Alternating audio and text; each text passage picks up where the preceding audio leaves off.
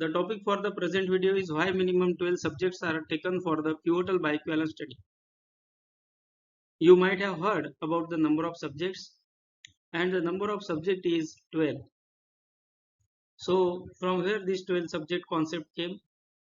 Why not less than 12 subjects are considered? So this video will explain the reason behind the number of 12 subjects. Generally, the minimum number of 12 subjects is accepted by many of the regulatory authorities for pivotal bioequivalence study. So, as per the established regulatory requirement of 12 evaluable subjects, so whatever the subjects you include into the study, 12 subjects are evaluable. That means you are going to consider the data from the 12 subjects. If you initially recruit or take the 12 subjects, and if there is outlier or if there is any problem in estimating the data from the subjects out of 12 subjects, and if you go with the data of 10 subjects or 9 subjects, it will not be considered. So minimum 12 evaluable subjects are required. So if there is any chance of adverse effect, or there is any chance of for example omitting or outlier, so generally the generic applicant recruit more subjects so that at least 12 subject evaluable data should be available. So how these subjects are selected, I will explain in the upcoming slides. So the first reason is as per the established regulatory requirement, many of the regulatory authorities take or accept 12 subject data for the pivotal studies, and that is the minimum subject requirement. Then another reason is to have the reliable data, and BE study should have power of at least 80% to show the bioequivalence acceptance range of 80 to 125.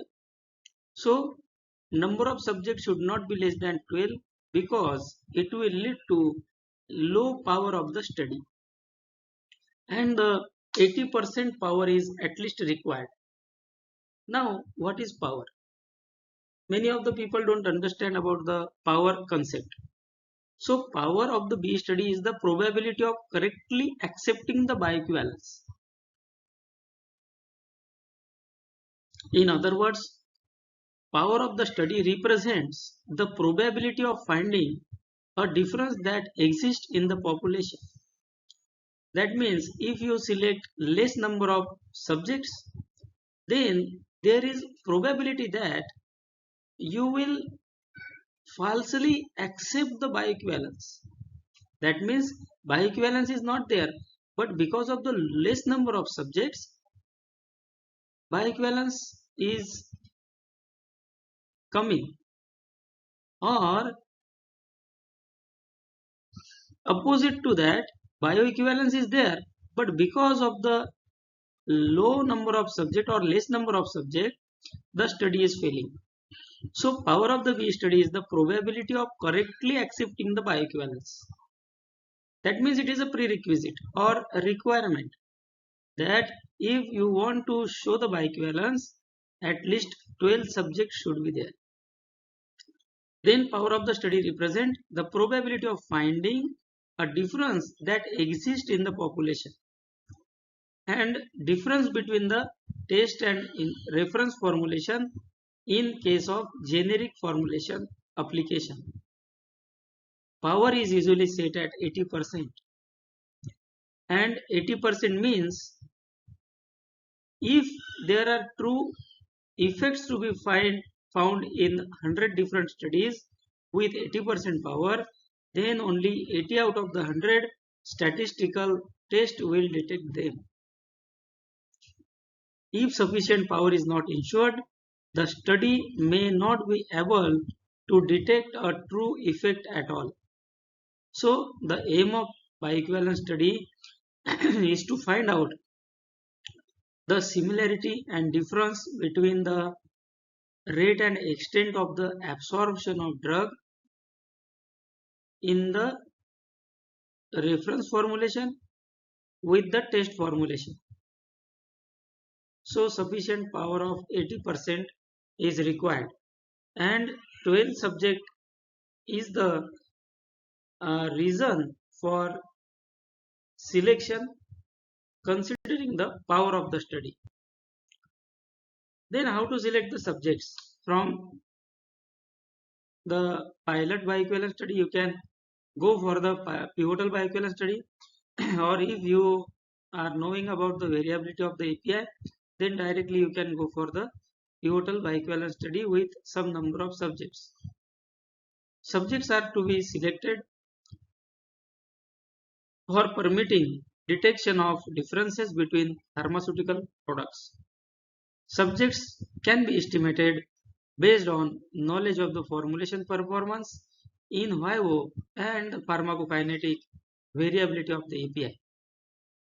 If the API is less variable, then less number of subjects can be selected and that study can pass the power.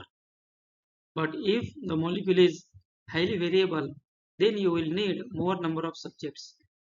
Also, sample size number of subjects can be estimated from pilot relative bioavailability study results.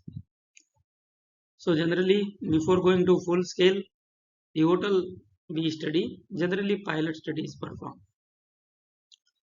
More number of subjects are to be taken for variable molecules, then dropouts are required to be considered. Minimum 12 subjects in crossover design and minimum 12 subjects per treatment group for the parallel design are required. So this is the reason behind having the minimum 12 subjects.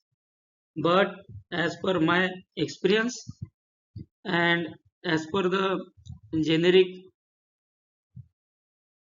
products bioequivalence requirement, many of the times more than 50 number of subjects are selected so that there will not be a bias in the study.